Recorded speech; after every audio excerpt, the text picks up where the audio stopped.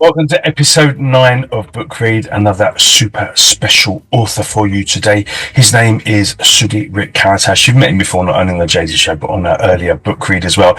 He's going to read from his book, which sounds super hilarious, How Catering Sucked the Life Right Out of Me. For those of you who've been in catering or have been at a catered event, this book is definitely for you. There's some amazing stories, some horror stories, and some fun stories about catering in this book. So I suggest, as soon as this show's finished, you check out the links and go and buy it. But why don't we go and meet today's book read author, the amazing Sudi Karatas.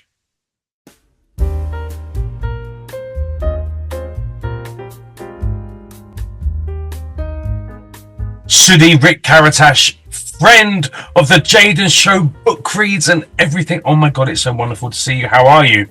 I'm good. How you doing? I'm very good. I'm very excited about today's book read, How Catering Sucked the Life Right Out of Me. Did it? Pretty much. It did, yeah. Not as much as Felon 47 is sucking the life out of me, but... Yeah, you're probably not the first person to say that, to be fair. I think but this one was probably... The catering was probably more directed at you, probably. Yeah, yes, definitely. Maybe yeah. You were. People of it. It actually, there were good and bad to it, of course. Good and bad things, yeah. Well, tell us a little bit about it, because that's the book you're going to be reading today. Tell me how the kind of the passion behind it. Let me know. Yeah, well, I have done catering for like 30 years in New York and LA, as a lot of aspiring musicians or writers or actors do, because it is a good thing to do. It's flexible and all that. I did for many, many years, so I realized I had so many stories from that. And actually, I kept telling people I'm going to write a book, How Catering Sucked the Life Right Out of Me. And I would say this on catering jobs that were nightmares. And so I finally put my money or the money I didn't have where my mouth was. And I was, started writing the book. And I put it out during the pandemic, actually. But I collected also, so all those, there were so many events I worked, that were just insane. Like one was a $5 million birthday party for 3-year-old kids, twins, and they spent $5 million on it. And the theme was Willy Wonka and the Chocolate Factory, and they bought a house to have the party in, and there was 3 swimming pools. They hired synchronized swimmers in each pool, and they built a chocolate river to go with the theme. They had $50,000 jars of caviar in each table. It was absolutely insane. So that was one of the events, that I talk about in the book. There's a wedding where the groom didn't show up, but the bride went ahead and had a great wedding and sang at it and everything. She had a great party because everything was paid for. So a lot of caterers I worked for, some of them were just awful, so I don't use their real names in the book. A few are good ones, so I praise them and I use their real names. This Katie Chin, Walkstar Catering, who I still will work for to this day in LA. She's great. But it's just a lot of funny stories I put down. A lot of people I catered with, I collected a few thoughts from them and include some of their stories in there. So it's a fun, I say the book is for anyone who's ever done catering or been to a catered event. So that covers pretty much, it gives you a lot of the do's and don'ts not to do at events, a lot of things that guests do that they shouldn't do, or just things to make it, try not to make it harder for the people working so hard doing the catering. So I'm just blown away by the Willy Wonka bloody party, mate. Oh, and that was just the first day of the party. It was a 2-day event, one for the one twin and the second day for the second twin. I only worked the first day. The second day was like Alice in Wonderland, or a whole new theme where they had to overnight switch everything over to a whole new party. Like, it was insane. $5 million for they could have invested in 3 of my movies or 5 of them. I couldn't even afford to go out for a bloody Indian takeaway on mine. Yeah. Oh, mate. Oh, my God. I can't wait to read this. So would you like... can I just say, on the Willy Wonka factory, did you have to wear anything? What's the weirdest thing you've ever worn to a catering event? Oh, well, one was a pajama party. So they actually gave us brand new pajamas to wear, which I actually kept those pajamas for like 10 years. So I remember that. I remember one Halloween, I was joking. The guests were coming in costumes. So we were in our tuxedos. At that time, that's what you wore for the uniform. Thank God that changed. But I was joking around, me and the other bartender. I said, all the guests are coming in costume. Why don't we, I said to the caterer, maybe we can be Chip and Dale's dancers. Yes, do that. So we lost the jacket and the shirt. We kept the bow tie and the pants. And we were like, so that was kind of a fun non-costume or costume, whatever. Of course, I was much younger then and in a little better shape. But That was many, many years ago. So every once in a while they have you dress up, but usually it's yeah. Well, I want to hear a bit about this book. Are you willing to read us some? Oh, sure. Put me on the spot. No, I knew you were going to ask me. Yes, and let me see. I forgot what I'm going to. Oh, okay. So some of the things, yes, I'm going to read from it, and some of we worked in a lot of houses, so there's a lot of stories in there. So I picked one of those to read of one of my least favorite people houses I worked in. Okay, cool. Well, let's hear some. So this is from the chapter "The Nightmares Not on Elm Street." Mrs. Olson. No, not Nellie Olson's mother from Little House on the Prairie. Nellie's mother was much nicer. I've changed this woman's name in case she reads this book. I only left one letter off her name, but according to Sal, I better call him soon, my attorney, that is enough to not get sued. Mrs. Olson lived in Beverly Hills. What a miserable woman, not happy with anything.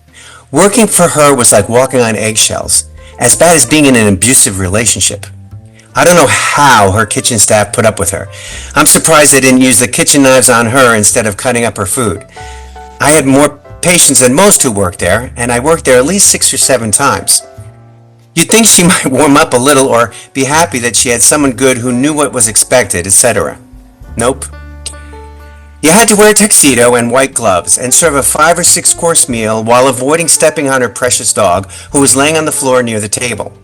No matter how good the service was, she was never satisfied. Her husband was fine, and so were the guests. I thought she came from money, hence the attitude. Come to find out that she was working at a car dealership as a sales assistant or something and married a rich guy. Here's one example of her obnoxious behavior. After Mrs. Olson and her guests were served a 5-course meal, they retired to the other room to have champagne, tea, and dessert. Everyone had some, and I approached her with the bottle of champagne to offer a refill without her even having to ask me. I was being very attentive and proactive.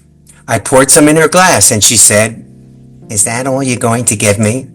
Not thank you, not a little more please. She was so ungrateful. The straw that finally broke this Turkish camel's back and convinced me to stop working for her was a lunch I was asked to work where she was supposed to have 4 guests. It turned out to be 9 guests, seated outside in the heat, for whom I was serving 5 courses and constantly filling their waters and wine glasses. Just me serving, wearing the stupid white gloves. I had told the person who hired me to work there, for whom I was filling in at the last minute, that it would have to be done by 5 p.m. I had to be somewhere at 6:30 p.m. I was going to a Dolly Parton concert that night. I was told it was a lunch, so that would be fine, and that I should be done way before that time. I started at 11 a.m., served the 5 or 6 courses until it was now late afternoon, around 5:30 p.m. Everything was cleared except the water glasses. Most guests had gotten up and were sitting at the pool. At this point, it was half an hour after my promised out time. I went up to her and I said, "I really have to go. I had told so-and-so who hired me I had to leave at 5 o'clock, and now it's almost 5:30. She gave me this dirty look and said in her annoying, unappreciative voice, "I wish I knew there was some kind of time restraint." Mind you, it was a lunch gig and it was now 5:30 p.m. I gave excellent service for 6 hours. Everything was done except a few remaining water glasses on the table. I was livid. I think a vein popped out of my head. The husband noticed I looked a little miffed and came over and asked, "Is everything okay?" I explained to him that I had to go. Everything was done. He said, "That's fine." Paid me and tipped me. He was no problem at all. I ended up writing a 2-page letter to the guy who hired me to work for Mrs. Olson, explaining why I wouldn't work for her ever again. No one wanted to work there. I heard another waiter actually send her a letter directly telling her off and explaining how awful she was. I would love to see that letter. I know forgiveness is good, but I have decided to bash her in this book instead. Makes for a more fun read and is much more therapeutic and satisfying. Anyway, that's one of the excerpts from my book, How Catering Sucked the Life Right Out of Me. There were some other house parties and people I worked for with who were just as annoying, and their stories are in there as well. Well, mate, you had a lot more patience than I would have done, frankly. Yeah. We did Thanksgiving at her house twice. I worked 2 Thanksgivings. Was she a nightmare of those as well? Oh yeah, and it paid really well. It was double pay on Thanksgiving, and it still wasn't worth it. I swear, almost in the middle of the Thanksgiving, I wanted to stand up and tell all the guests, "I'm sorry, I don't care how much I'm getting paid. This isn't worth it," and just walk out. You're way better, more tolerant human than I, mate. I tell you, that's definite. Wow, and that's just one of a book full of experiences, eh? Right. And again, there are some good ones, so I do include the nice people in them. I have a whole chapter on my favorite clients. Oh, really? Yes, so that's nice. I try to, so it doesn't look like I'm the problem. If I'm only complaining, I might be the problem. So I make sure, you know. You know, and I think we've all met somebody like her as well, to be fair. Yeah. And I've met quite a few like her. I think they're called Karens now, but back then there was no such thing as that. Yeah. That actually used to be my favourite girl's name back in the day. My cousin's. Right. I was like, oh my God, I really love that name. Now I'm like, Yeah.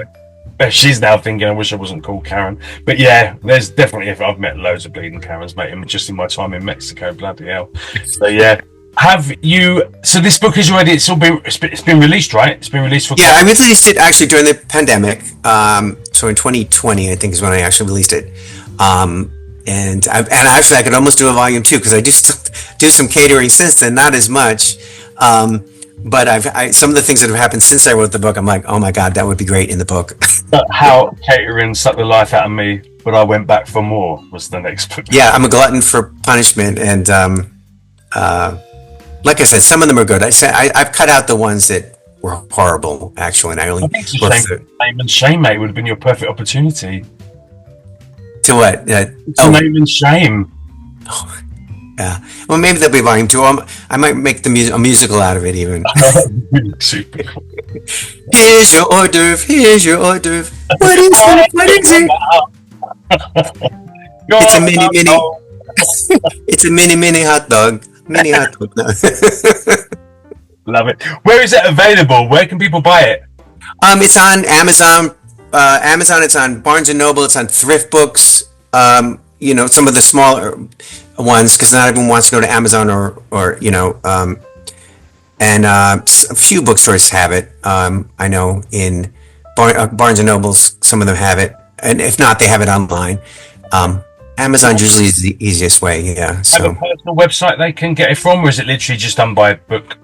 It's through those places. My website is SudiRick.com, www.SudiRick.com. So a lot of the information is on there about, and the link to where to get it is there too, but mostly, yeah. Well, I'm going to share that everywhere anyway, because obviously people, especially those that have been in coaching, like, oh my God, this is about my life. Yeah. So, yeah, I suggest you go and buy it. Sudi Rick Karatas, thank you so much for your book read. I'm very excited about seeing it soon. Thanks for having me on, and bon appetit, as they say. As they say. I'm leaving. Bye. Take care, mate. Bye-bye. Bye. Amazing does that book sound. I loved what Rick...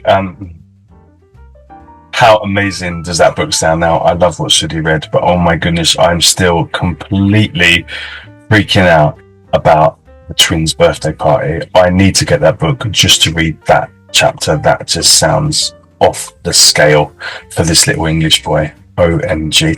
I suggest you go and buy that book. You will see the links you'll see the links written rather in the title page to this show. Please make sure you go and buy a copy yourself.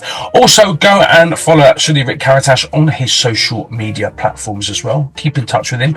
Let him know how wonderful you think he is. And also, if you have any questions about the book or you want to know anything, please write them in the comment section of this show. And if there's enough questions, Sudi and I will get back together again soon so he can answer your questions personally. How amazing is this book read? Bloody wonderful. You take care. I will see you again on the next episode of Book Read. Bye-bye.